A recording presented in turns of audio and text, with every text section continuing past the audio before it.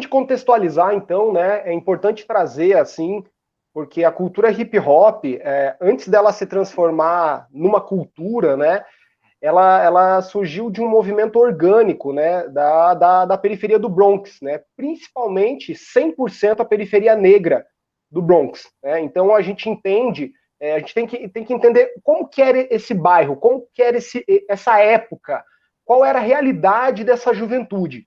Então a gente se depara em meados ali de 60, né, início de 70, a gente se depara com o início de um bairro deteriorado, com especulato imobiliário, onde as periferias do Brooklyn, né, do Bronx, elas eram diferentes das nossas favelas, que eram prédios antigos, né, muito destruídos, e através desse especulato imobiliário foram cometidos crimes, né, no caso estavam queimando os prédios para fazer com que as pessoas se mudassem de lá. É um processo que a gente classifica como gentrificação.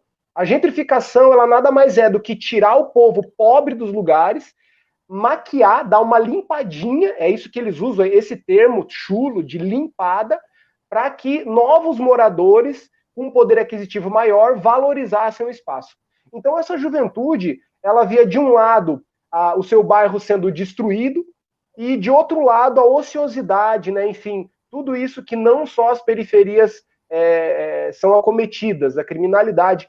Então a gente via que era uma juventude muito rica artisticamente. Polarizadamente, existiam várias formas de ação. Então as pessoas se encontravam para declamar poesias, tinham as festinhas, o pessoal fazia os seus desenhos, tinha as músicas, só que isso era meio solto, né? A gente tinha lá os toasters, que eram as pessoas que declamavam poesias, e tinha os DJs que tocavam as festinhas black, né? Os grandes DJs, eu não vou citar muitos nomes, mas tem África Bambata, o Herc, que faziam as festinhas. Então esses toasters, eles se sentiram à vontade em declamar as suas poesias em cima dessas batidas. Então os DJs, eles faziam ali o back-to-back, o scratch, né, com o toca-disco, diminuíam a rotação para que os toasters, conhecidos hoje como MCs, pudessem declamar suas poesias. Então aí a gente vê surgindo organicamente o rap, né, o Rhythm and Poetry, que seria o ritmo e poesia. Então a comunidade negra já tinha então aí a sua voz musicalizada, né? Isso de uma certa maneira deu muito respaldo para que outras pessoas que gostavam desse estilo de música se aproximassem dessas festas. Nessas festas, paralelamente, antes mesmo do toaster, do MC, se juntar com o DJ para fazer suas poesias, existiam as batalhas de break, né, as danças, né? Então esses grupos, eles se encontravam para batalhar. Poxa, mas por que batalhar? Então veja bem, antes deles terem esses elementos enculturadores, existia muita violência e disputa de territórios. Então essas gangues, essas crews, né, elas se reuniam e brigavam, né? Haviam muitas brigas, né? Só que então eles decidiam então cada grupo de dança, em vez de cometer as violências, eles iam intimar o outro grupo para dançar. Então, a partir daí, começaram a ter as batalhas de break. Então, veja bem, ó, organicamente, simultaneamente, a comunidade latina também fazia parte, né? Começou a fazer parte do Bronx e das outras periferias. E o break, com essa influência latina, também começou a vir com passos e juntar com essa galera. Porque a gente compreende que esse processo de segregação, ele é principalmente para a comunidade pobre, mas a gente tem que entender quem que habita a comunidade pobre nessa época dos Estados Unidos. 98% a comunidade negra e latino-americana, hispânica, né? Então essa comunidade, nesse respaldo de grito, então aí já estava se organizando, né? Então o breakdance já começa a fazer parte desses grandes grupos, né? E tinha uma galera aí que ainda estava meio em cima do muro, literalmente em cima do muro. Então eram os pichadores, os grafiteiros, né? Então eles se reuniam, aliás, perdão, eles invadiam outros lugares e deixavam as suas marcas, o nome das suas crews, né? Então, veja bem, automaticamente esses 4 elementos se juntaram né? Então o MC se juntou com o DJ, já conseguiram fazer o tal do rap, né? Então aí o breakdance também acopla, e agora nós temos o grafite, que é a parte visual, né? Então a gente compreende o grafite, né, etimologicamente falando, como escrita. Então, se a gente for buscar na história, as primeiras escritas e a necessidade do ser humano se expressar nas paredes já remete à época das escrituras rupestres.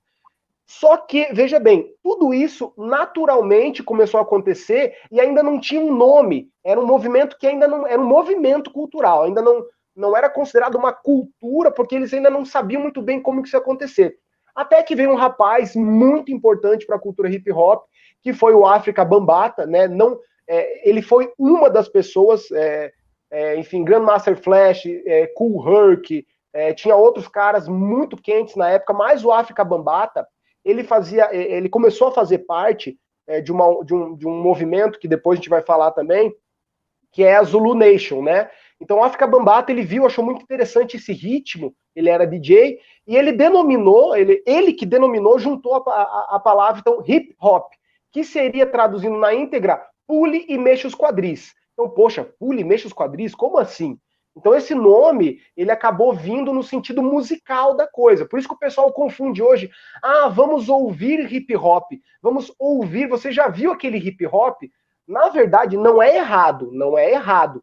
Mas como isso veio se organizando e tomando corpo, então a gente compreende o hip hop hoje como uma cultura, porque ela é consumida.